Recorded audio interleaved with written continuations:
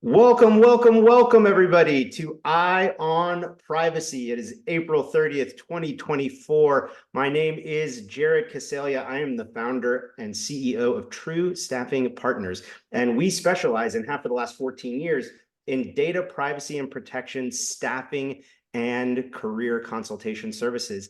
I am so excited to be here with all of you. I know we're all slowly filling up the room, so welcome, welcome, welcome again to anybody who's just joining us. This is Eye on Privacy with TRU Staffing Partners, and we've got about 30 minutes to give you all the most recent updated information on what's happening in the data privacy job market. And every week we have a guest host, and I am so excited to be joined by our guest host this week, one of the Mount Rushmores, in my personal humble opinion, of the data privacy market. One of the first people who really was so kind to me and TRU Staffing Partners when we started getting into this space. He's been in the space a lot longer than I have. If you don't know who he is, you must know who he is. He is a thought leader. He is a gentleman. He is an expert. He is creating the curriculum that's educating the future privacy professionals. He is the amazing Aaron Weller, who is currently at HP. Aaron, thank you so much for being our guest host today, and I'm honored to share the screen with you. Thanks, Jared. Appreciate the invite. Our pleasure. And you can see a little bit more about Aaron here. He's worked in just about every segment that you could think of, from software to services to consulting, in-house right now. Aaron, give everybody a quick snapshot of what you're doing right now in your current position and what you love about it. Sure. So I've been at HP for about 18 months now, and I was hired to set up a new center of excellence for privacy engineering. So something a little bit different from things I've done before, but I've been able to build a great team, and we're doing some really exciting stuff, not just around privacy enhancing technologies and some of the more traditional engineering areas, but also increasingly working with a lot of the work that HP is doing around AI and innovation, which is awesome. Amazing. And we'll be able to take questions throughout this session. We definitely want to answer any of your burning questions. If you have questions, put them in the Q&A. Aaron and I will try to keep track, and we'll answer them either on the fly or at the end of this half hour. So as with every month, Aaron, that we do this, these are some of the topics that we're tracking rigorously here at TRU in terms of what the behavior of the data privacy job market looks and feels like on a global level. And every month we have a different guest host speaker. So we're going to unpack some of these today. And I know you've got a lot of questions prepared for me about what this data means for everybody and what it portends for the future. A lot of the data we're going to unpack today is in our 2024 Data Privacy Jobs Report. You can download it for free, and it covers all of these topics with an analysis that really takes us from 2020 to the present, at least till the end of 2023. And we're going to share with everybody a lot of the data from that and some additional metrics that are coming out of the performance of the job market in Q1 of 2024. So download your copy today. It's free. And the data you're going to see today, most of it is in this report with a whole lot more.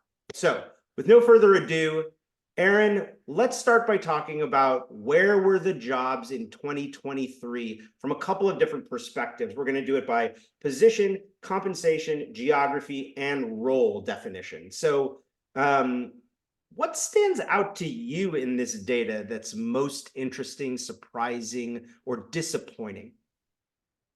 Yeah, one of the interesting things for their position is we're at about a third attorneys in the job market. And depending on who you ask, right, privacy has often been seen as being a lot of attorneys when necessary to really interpret the law and to work out what is it that we actually need to do.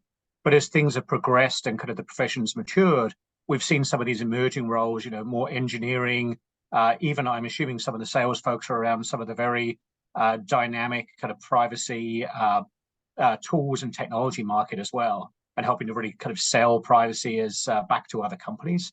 But yeah, it's interesting to me that we seem to have now settled at about a third attorneys, and then not quite a quarter program managers, but a lot of organization that we need for these different programs, and then kind of a smattering of others.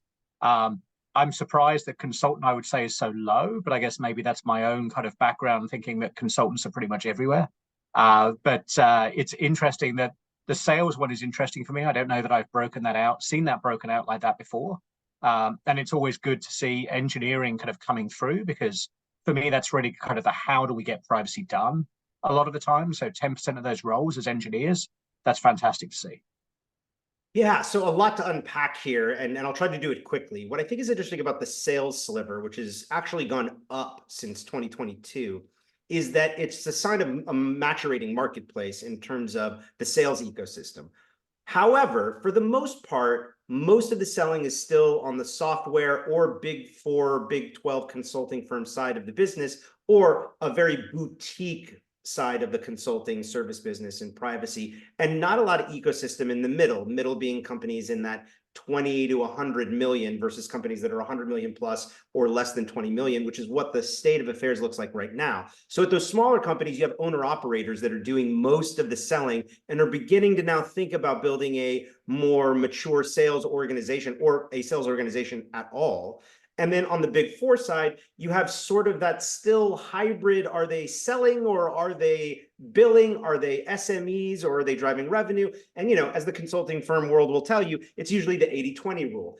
80% of the time they're selling and 20% of the time they're billing, until 20% of the time they're billing and 80% of the time they're selling, or vice versa, right? So, you know, the consultant 15% here really has more to do with what we would consider people that are not exclusively embedded inside a corporate program. So that's third-party service providers or contractors who are coming in to have an impact, but are not intended to either convert into full-time employees or work perpetually at the organization as a contractor. So that may define that 15% a little clearly. And look, if you had gone back to 2018, that would have been 35, 40% of the marketplace as we were gearing up for GDPR. And maybe that's what happens if we pass federal privacy laws here in the States. We may see an explosion of consultant hiring in order for small to mid-sized companies to now calibrate for the new regulation. But that brings us back to the 35%, Aaron. The reason why that 35% is so high is twofold. One, lots of companies fired their engineers and operations privacy talent as part of a headcount reduction in 2023, or ceased to hire people at the same speed that they were hiring, or rate that they were hiring people in 2021 and 2022 coming out of the pandemic, because there was so much turnover. There wasn't nearly as much turnover in 2023. So these roles you're seeing are as a result of, if a company has compliance related issues, they tend to hire an attorney to handle those. And those are the things that can't be ignored or kicked the can down the road. As much as, you know, those of us that are further left in privacy would like to say, well, hey, you can't kick the can on engineering. Well, big tech told us that a lot of times they can. Right? Because we saw so many people get laid off. LinkedIn, a perfect example, laid off 700 people in 2023, 300 plus of them were engineers. We've never really seen big tech lay off their engineering community to the degree with which we saw them do so in 2023. And privacy was not immune to that. Now, having said that, relative to years prior, we are seeing more of a commitment from particularly the Fortune 1000 to bringing in people further left in the privacy ecosystem, as opposed to the large amount of attorneys, a lot of whom were at banks, healthcare companies, healthcare tech companies, and location service companies, because those companies were under such high degree of scrutiny, whereas a lot of others in other verticals were not. Just to unpack. Yeah, Go ahead. I was going to say, one of the other questions, and this ties into the people often ask, like, where are the entry-level jobs in privacy? And you've clearly got some more entry-level jobs on here. But I was going to ask, I think this ties into the next slide, like, are those US-based roles, or are they kind of, is it because we've got global data here that makes those numbers look a little bit strange?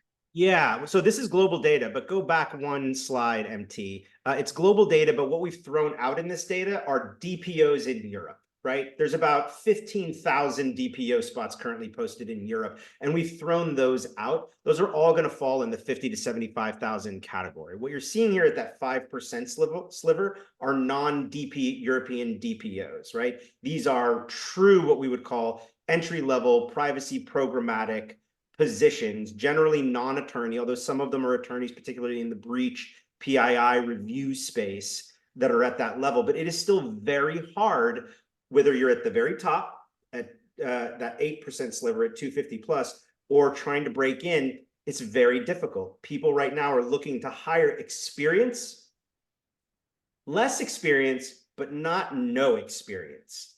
And what we found with people that are generally getting in with no experience is because privacy is a fraction of what they're doing, not the totality always of what they're doing. And it allows them a point of entry to get into privacy, but still add some immediately either billable or value add skill sets and experiences to the organization. As you can see here, though, half the jobs are at 100 to 175 in terms of compensation, which is also a big shift, right? We saw a lot more jobs at the higher end of the spectrum in 2021 and 2022. Last year, we saw that fear of recession, that fear of potential stock price decline impact the salary bands that people were willing to open up positions. And yes, if you ask me, hey, have salaries gone down?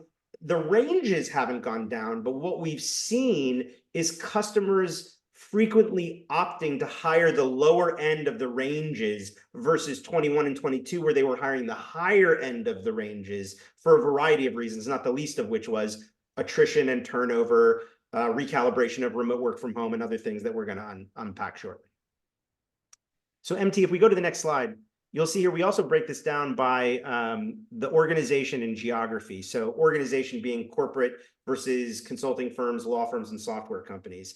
You can see here the bulk of the jobs are in corporate, and the bulk of the jobs are in the United States, unless they're pure DPO, which sort of serve as more of an audit function in Europe from our perspective. Anything here jump out at you, Aaron, that you think would be worth unpacking?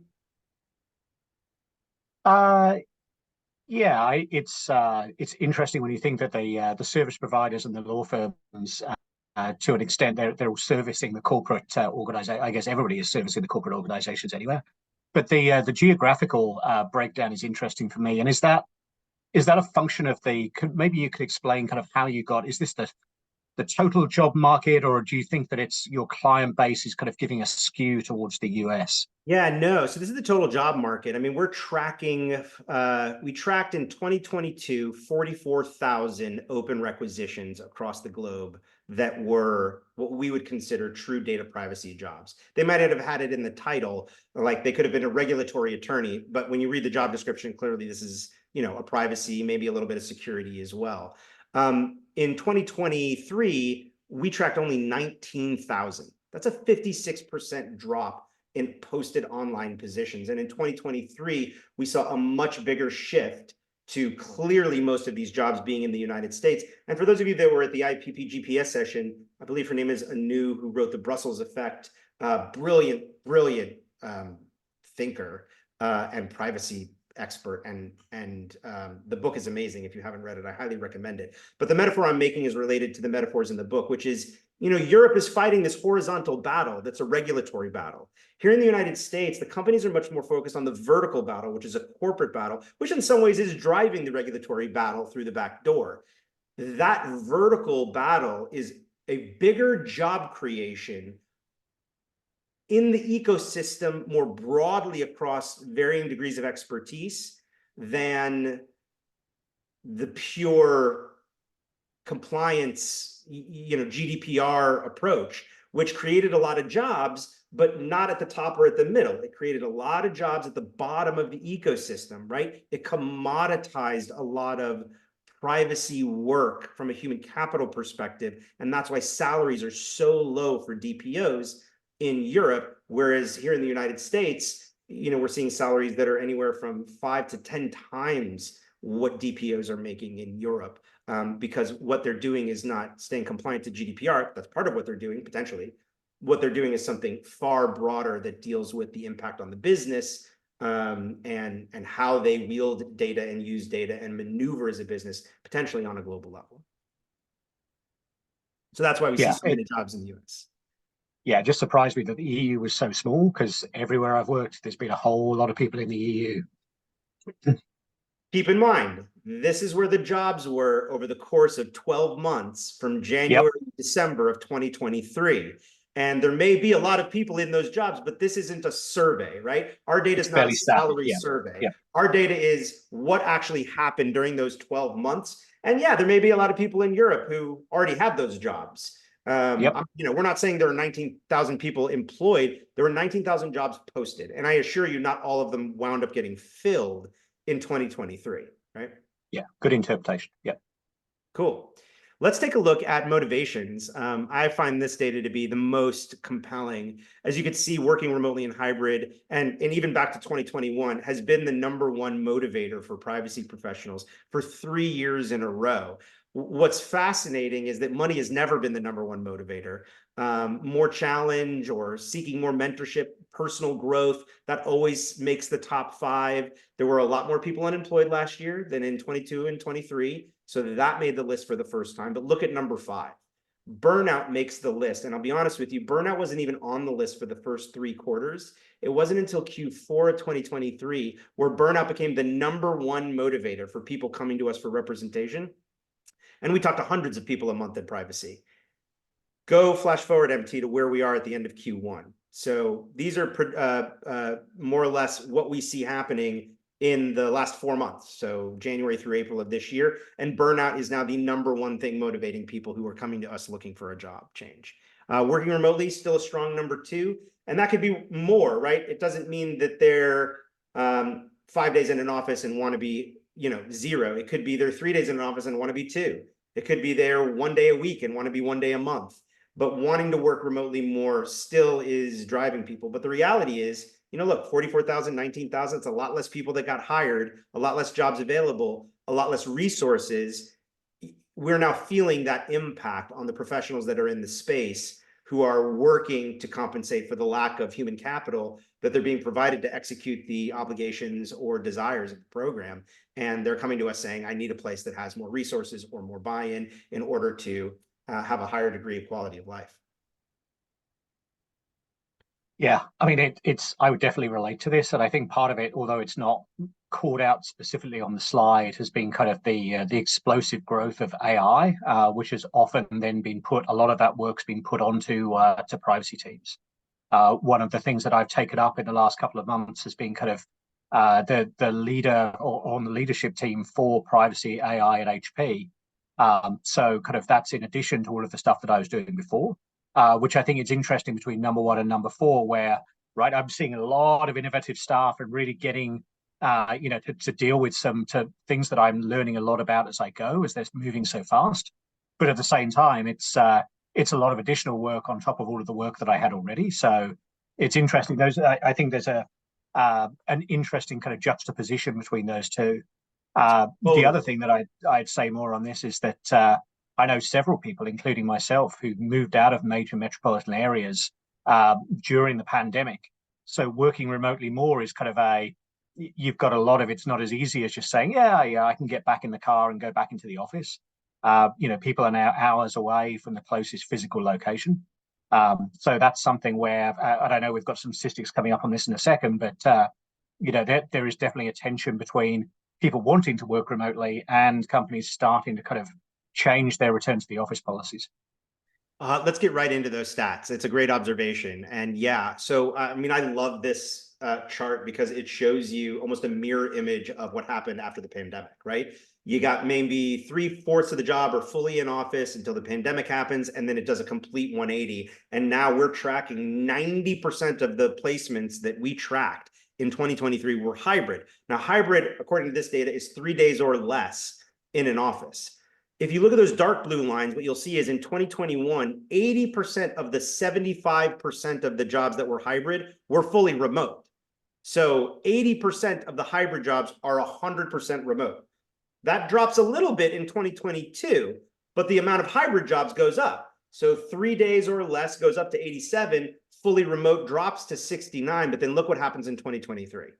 Hybrid goes up even more. The new normal is 3 days a week or less. If you're trying to hire somebody to come into an office 4 days or more, you're going to be challenged both in terms of how long it takes to find those people and how many people are going to be available to you for a job that requires that level of in-office commitment. The new normal at 90%, we anticipate it'll actually drop to 85 because so many banks and healthcare are hiring right now, and so many of them are requiring 45 days in an office. So we actually think that's going to pull that stat down in 2024, but only 32% of those, right?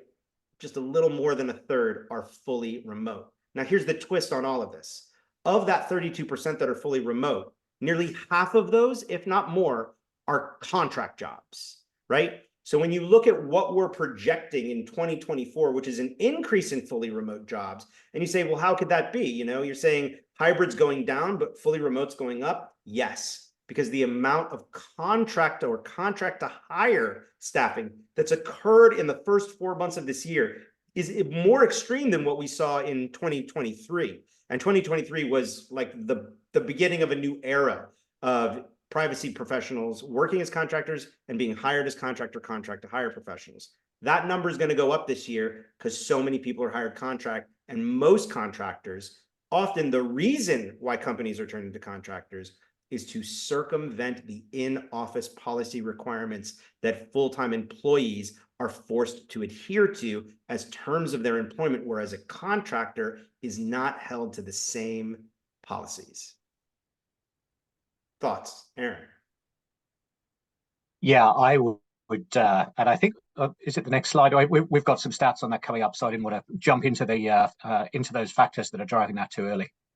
We can jump to it. Let's keep going. We're going to run out of time anyway. So here's contract and direct hire staffing trends, and you can see that when GDPR exploded, we saw a pretty steady increase of contractors. Then you could see in 2020 it really exploded, right? Corporate uncertainty, total pandemonium during the pandemic. If somebody needed something, they weren't going to get full-time headcount approval. They used contractors. And for the first time ever in privacy history, since we've been tracking data, there were more contractors hired in 2020 than there were full-time employees. Then a 180 as we rebound almost instantaneously out of the pandemic in Q4 of 2020, and then all of 21 and 2022, massive full-time hiring, lots of turnover leading to, okay, you get the buy-in and the budget to replace them because you just lost half your staff, right? That was happening with everyone. We think 2/3 of the privacy community changed jobs between 2020 and 2022. Then you look at 2023 and things are starting to now hit equilibrium. We actually believe more contractors will be hired this year than full-time people. But here's a fun stat. 38% of all contractors hired through TRU from January of last year to present have converted into full-time employees. 90 or have been offered full-time employee conversion, and 95% of those people accepted it. That is an extraordinarily high rate, right? It's usually in the like 8 to 12% get offered conversion, and then usually only like 50 to 60 accept the conversion because so many people are lifestyle contractors these days. That is unusual, which signals to us the privacy community needs to have the option of hiring contract to hire in order to get the person in the door. And what we've been telling all of our customers is, listen, sometimes it's easier to say, hire Aaron. You've met Aaron. He's been here on assignment for 6 months. Let's hire Aaron, as opposed to, we need budget to hire this role. This role is important. We need this role for this reason. May not be mission critical. Let's delay that until the next quarter or the quarter after that. But when a human's in the slot already, and you're now creating a sense of it's not about what the role will do, but what this person has done and will continue to do, sometimes you get the budget that you need in order to augment your staff in a full-time capacity. Aaron, I know you love this list. Yeah. What jumps out at you here is one of the ways that you found to be most successful to use contractors? Yeah, I think it's certainly the people on my team, a lot of whom are PhDs, they are in very short supply. So that geographic talent shortage, if you're tying to a specific location, it's very hard to find people with those niche skill sets. But I think even so, you and I have talked before about there are clusters of privacy professionals around the US, right? You've got the Bay Area, kind of Seattle area. You've got New York. You've got, I think, Atlanta was the one you said was the other kind of big cluster. But outside of that, if you're trying to get people to move somewhere else, that geographic talent shortage could really be a delay, something that's going to slow down the hiring process. And maybe you're going to have to deal with a kind of a B+ candidate rather than an A candidate, just to try and get someone in the seat to get some work done. You were just talking about the check fit before you commit, which I think is, I've seen that in practice as well, right? People you've worked with already, you get a chance to see what they're like beyond the resume and beyond that interview process. But I do think that number 5, particularly, we were chatting earlier about some of the stuff that's coming down the pipeline. I was just on a call this morning about the the EU Data Act, the Digital Markets Act, some of the big stuff that's coming out of Europe the next couple of years. A lot of that stuff is going to be very intense, but then that work is going to largely be architected and done with a little bit of maintenance. So we're going to need kind of like a hump of people to get some of those projects done in those timelines. So I think that goes to your point about, you know, people are going to need to hire contractors or the big four or consulting firms to help drive the timeline on some of those projects as well. Yeah, and that, so yeah, I definitely agree that I think we're seeing a lot of this stuff in my experience. and I think that may also play back to your comment about how do I break into the space? Well, yeah, with some of the new stuff coming out of Europe, and if they pass federal regulation here in the States, there's going to be that swell like we saw on the previous slide with GDPR in terms of contractors. And let's say a company's like, okay, we got to do all this data mapping, and you know how to do data mapping, but you don't know international privacy law, or you're not an expert on DSARs, or you don't know what ROPA is. Okay, but you could do data mapping. That may be a contract that you could take someplace that now puts you in a privacy program where you can learn from other people. They can learn from you. It becomes symbiosis, and it helps move both the program and the person forward professionally. I also think, Aaron, number 7 is tied to number 3 in a lot of instances where we're in Iowa and we need someone here in Iowa 3 days a week, and that may take you 9 months to find someone that's going to relocate. And in that time, who's going to get work done, or what support are you going to have? That may be a perfect opportunity to bring in a contractor. And we see those two sort of interconnected. But the king of the castle is still, I don't have approval to hire full time. And that is still the number one reason why people are coming to us. And I think that speaks to more of the macroeconomic pressures that the privacy industry is not immune to, which may seem sad at first, but is actually a sign of industry maturity.